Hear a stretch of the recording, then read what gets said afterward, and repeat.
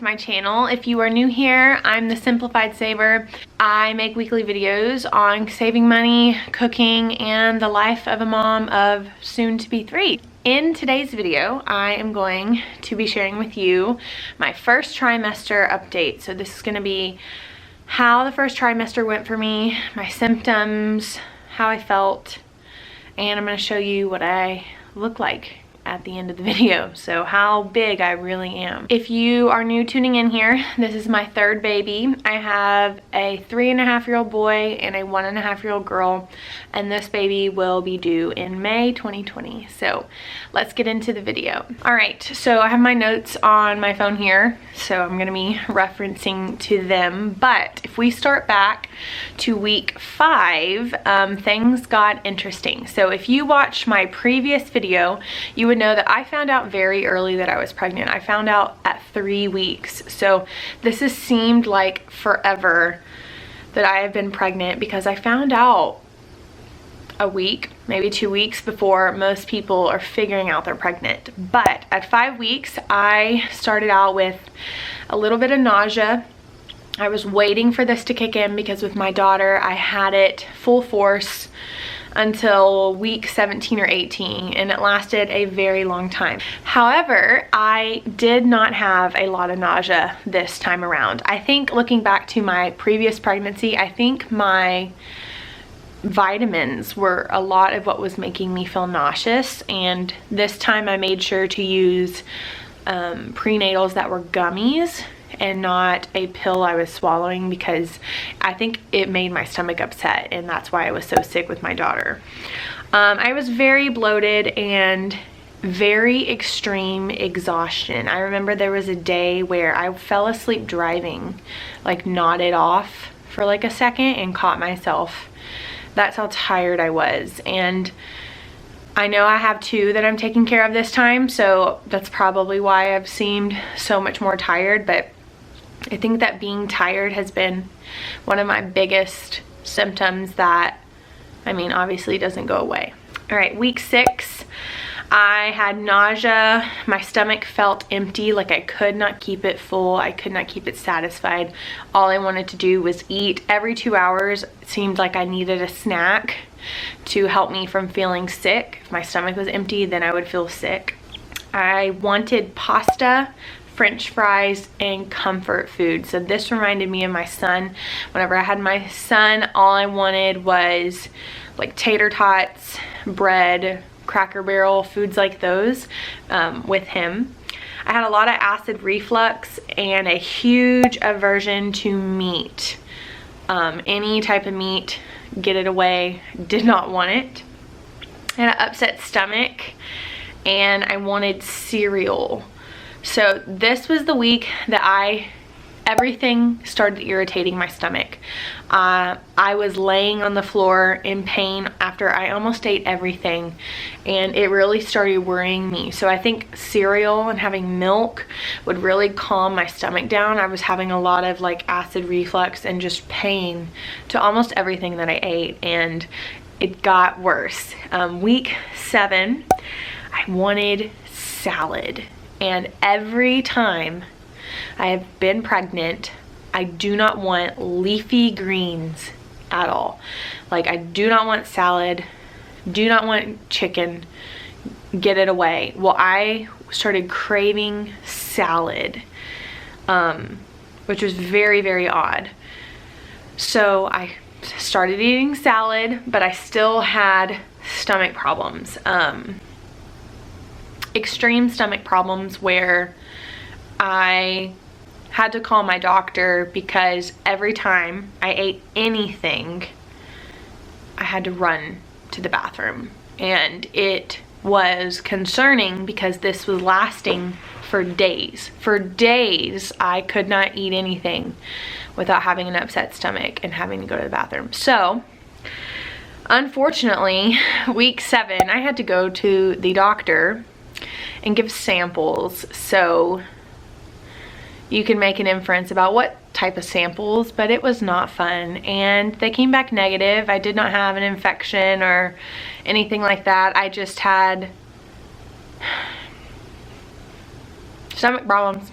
which was horrible, but finally went away after a couple of weeks. I could have swore I felt the baby move at week 7. I know, it's too early, but I just knew I felt that baby. Week 8, I started being able to not eat big meals. So eating big meals would make me feel sluggish. My stomach felt like there was no room, that my intestines were just being squished by this baby. My uterus felt huge, and it's so funny when you have, you know, your first baby, you really want to show you're pushing out your stomach. With this one, I'm like holding in my stomach for dear life, trying not to look like I have multiple babies in here. Trying to hold, like, use my abdominal wall to hold in my uterus because it's just plunging itself forward. In week 8, mouth ulcers. So I started getting ulcers on the inside of my cheeks and little white blisters all over my tongue, like little white dot. It's like your taste bud was like a blister all over my tongue, everywhere. This was a constant annoyance because at first I thought I burnt my tongue on something, but I didn't. It was blisters on my mouth. And I also started having really vivid dreams. So I didn't really have too much of this with my son, but with my daughter, I had a lot of vivid dreams that felt real, and this started happening on week 8 for me. Week 9, I had a lot of headaches, and my symptoms started to slow down. So I started kind of seeing some relief here. And this was also the week that I went to the doctor. So I also wrote down that I was still tired, but I was still having dreams. But I went to the doctor this week, and this was really disappointing because I went to the doctor and I had high blood pressure already at 9 weeks pregnant, and my doctor talked to me about my blood pressure, keeping it down, needing to be physically fit, not have a lot of salt, eat healthier foods. So I was very frustrated because you know, with my son, I was 20, I was so in shape, I had no problems at all. I couldn't get him to come out. My daughter, on the other hand, still young. I was 23, but I had to have her almost a month early because I had blood pressure problems. And I know that circumstances in your life can make you more stressed, which probably had something to do with it with her. But still, I had high blood pressure, and I continued to have high blood pressure all throughout my labor. And then afterwards, and so it almost kept me from getting an epidural with her. So I was really frustrated to go to the doctor and automatically see my blood pressure going up. And, you know, to give an example, when I had my son, even the beginning of my pregnancy with her, my blood pressure was very low. I'm talking like 105 over 60 something or 70 something. You know, I'm an in shape person and I'm young. There's no reason for my blood pressure to be high. But already at this first checkup, my blood pressure was like 135 over 90, which is a lot higher than, you know, what it was in the past, and very frustrating, but this motivated me, and it's been a great motivation. Week 10, I got a gym membership. So I started going to Planet Fitness. I am now 15 weeks pregnant, so this is my 5th week going, and it's been really great for me. I'm going 5 times a week most, and I'm starting off every workout with some sort of cardio. So I'm on the elliptical, or I'm on the treadmill walking on incline for about a mile or 20 minutes, and then I'm just going to the weighted machines, and I'm picking a different muscle group every day. So one day I'll do like chest and back, the next day bis and tris, the next day glutes, the next day you know, quads and hamstrings, just something like that. And it's really been working for me. I've noticed a great improvement in like the energy I have and how I feel. And I also have only gained 6 pounds as of now, being 15 weeks pregnant, which is absolutely huge for me. because in the other pregnancies, you know, at this point I was probably already at 10, maybe 12 pounds. So it's been really a great thing that I had high blood pressure at the beginning for me. So 10 weeks, finally wanted coffee again. Oh, that's been the best thing. Finally wanted coffee. Energy was coming back. I had a dream about having a girl, and I remember in my dream, I kept walking around to everybody with this baby, like just had a baby, but I kept walking up to everybody and saying, she looks just like Vera, right? Like, she looks just like her. Like, believe me, like, it's like I wanted everybody to know that, like, I thought she looked just like Vera. But it was so sweet, but then it really started making me think, whoa, like, what if this is a girl? And then I started getting hives on my face. So my face started breaking out in hives. My skin on my face just started really acting up. I did a video on my skincare and how I've changed it. This is the new makeup that I'm using, and my face has gotten so much better, but I was breaking out in hives all over my face randomly, with makeup on, without makeup on. I couldn't figure out why. If it wasn't hives, it was just like a red rash all over my face, nowhere else on my body. So I decided that I would revamp my skincare and my makeup, totally got rid of everything else and switched to things that had zero fragrance, nothing harmful. I mean, I know that sounds bad, but like really started looking at the ingredients and what I was putting on my face, and I haven't had any problems since. So that was another thing week 10 brought me. And then the last thing that week 10 brought me was an infection. So the whole pregnancy, I had to pee all the time, right? That's something that happens, especially at the beginning when your hormones are crazy. Well, I had to pee all the time, like 4 to 5 times at night. I was getting up to pee with a full bladder, and throughout the day, many times. Well, this went on from the beginning, like week 5 to week 11, and finally found out that I had a urinary tract infection, but now my back was killing me. And I just thought, you know, people say you have more growing pains, which I had more back pain, had more round ligament pain, but I had an infection. So I'm not sure if it was at my kidneys yet, but my back was starting to hurt like it was going to get there. So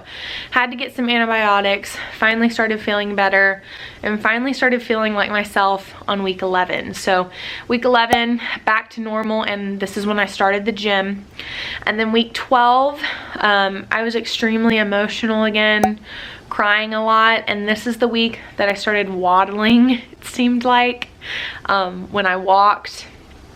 Week 13, nothing special, but 13 and 14, I started obviously showing, so no more hiding it. I was telling everybody, or you know, people were wondering, and I was saying, yes, I am, because I couldn't hide it anymore, especially since it's my 3rd. So I'm so thankful that I'm out of my first trimester. I don't know if I'm gonna have any more kids at this point, so it's sad but also relieving to think that I might never go through this first trimester again. Even if you're not in the extremes of throwing up, I mean, I've been on that side. It's still not fun. You know, you don't feel like yourself, and it's great whenever you start getting to the 2nd trimester. So here's my ultrasound from the doctor's visit. I wanted to have this last video, but I didn't have it. This was the baby at 10 weeks. So one